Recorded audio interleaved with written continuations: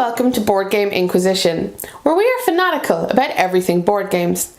We're kind of obsessed with talking about collections and collecting, so we provide you with as balanced review as we can so you too can curate a fantastic board game collection of your own. Today I'd like to talk to you about what's probably the most unique game we've come across. So here's 5 things I think you should know about Burano. Burano from EmperorS4 Games is a game for 2 to 4 players, which is set in the colourful island of Burano in Venice, Italy. You are posited as head of your household and are attempting to gain as much glory as possible for your family. The game functions through plotting and planning out your actions via a variety of interconnected mechanisms, so we'll have a look at exactly how a turn plays out to understand how all these actions combine together. Your turn starts with your player mat. At the start of each season, you build a pyramid of coloured cubes. These colours allow you to perform their associated actions and are displayed on the following board. You can go sailing, perform lace making, or gain income. You need to build your pyramid in such a way as to allow you to perform the activities you wish. You can only access each cube by bringing them from the top down. You can have up to 4 actions around, the first one is free, and after that they cost you 3, 3, and then 4 respectively. Removing a cube from the pyramid and placing it in the readied section costs an action. Once a cube is ready, you place it on the map and perform its associated activity. For explaining placement, let's look at the fishing action. When activating workers, you refer to your disc of family members to determine how good your action will be.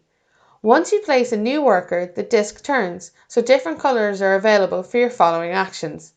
In this case, you can place 1 worker because there's pink on both the island and on the last 3 sections of your disc. And that's a rough overview of a turn in Burano. Okay, similar games to Burano. Nope, ain't going. I've never played anything quite like this. There's a little bit of setup for Burano, but nothing excessive, and it takes about 90 minutes for 2 players to play. Be warned, however, that Burano is the type of game that encourages you to take into account everything that's currently on the board and all actions you might make in the future. So if you're the sort of person that needs to work out all of the actions and the best options, you might need to curtail that kind of thinking to get this game played in a reasonable time frame. It has a varied setup, so it's quite replayable, not to mention that player interaction alters the board frequently, and every season the tokens on the board change also. So while you might have a good strategy, the game itself and the board will change a lot. Clearly someone injected a ton of colour into this game, but I do wish the game board itself was brighter. This is kind of compensated for by the giant colour cubes, which we love, and the roofs of the buildings. And when you have the game in play and you've buildings out, it's beautiful to behold. It's very cool to see something 3D on a 2D board. Shout outs also go out to the player mats, which are really well laid out, and I'm a huge fan of the little roundel you have for using up your workers. So what's unique or special about Burano? Well, unique by definition means there's nothing to compare it to, and it definitely wins that award. But that's not what makes this game special. What's different here about Burano is the fact that it's a bunch of familiar mechanisms in an unfamiliar package, and it's a fascinating take on Euro games. So how do I really feel about Burano? Firstly, the negatives. Mainly the fact that it's a tough learn and that the rulebook isn't overly helpful. I will note, however, that this is one of the best rulebooks I've seen from EmperorS4 Games, but I think these problems stem from the fact that Burano is this huge interconnected net of puzzle, and to try and understand it piece by piece like the rulebook suggests is just, it doesn't represent what you see on the board or how you play it. This is also the same problem as a first time player, where normally you would, in a new game, you might focus on one action first and then branch into others, and Burano just doesn't allow for this. It expects you to be firing in all cylinders from the get-go, where you have to be engaging with everything on the board to have everything working.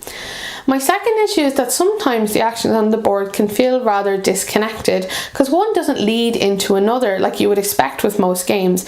Rather, you have to be utilising these actions at the most opportune moment instead of having everything lead into each other, and that's a difficult learn.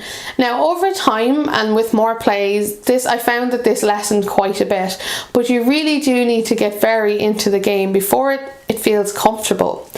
Not to mention the fact that Burano lays everything out on the board for you and wants you to engage and plan out every single move exactly. So if you're the type of person that, you know, that needs time to make your decisions, you really could be playing this forever, and that's a problem in itself. Okay, so finally, the good. Okay, so what's good about Burano? It's so unique. Firstly, it has to be the puzzle. It's a fascinating and unique puzzle. I've never come across anything quite like it.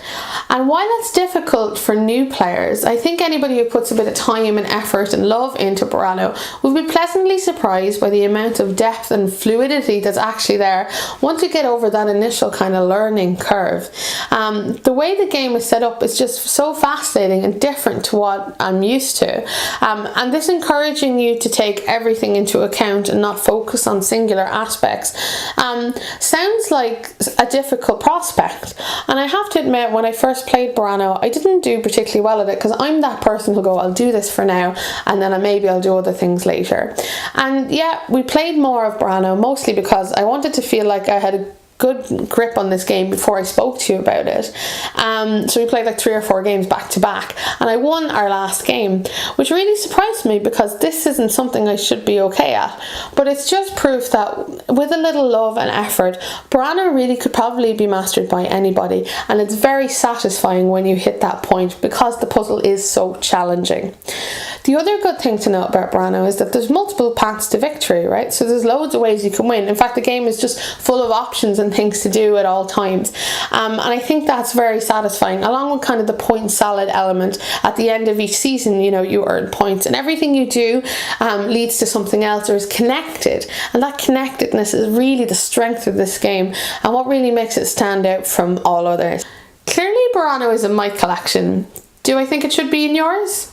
Well, if you enjoy heavy Euro games and you like a strong puzzle, or if you like a strong theme, actually, Burano is incredibly well themed, and you're not put off by learning a good whack of rules or having to play the game a couple of times before really getting to grips with it, then I think you'll really be surprised by the kind of depth and richness that Burano has. Or if you just like playing with coloured cubes. Thank you for watching. I hope you enjoyed the video. If you did, please think about subscribing, or if you've played Burano, please leave a comment below. I'd love to hear from you. All games discussed in this video will be listed in the description below in case you want to check them out or anything. And until next time, I'll be here asking questions, playing games, and of course, perusing our collection. Take care.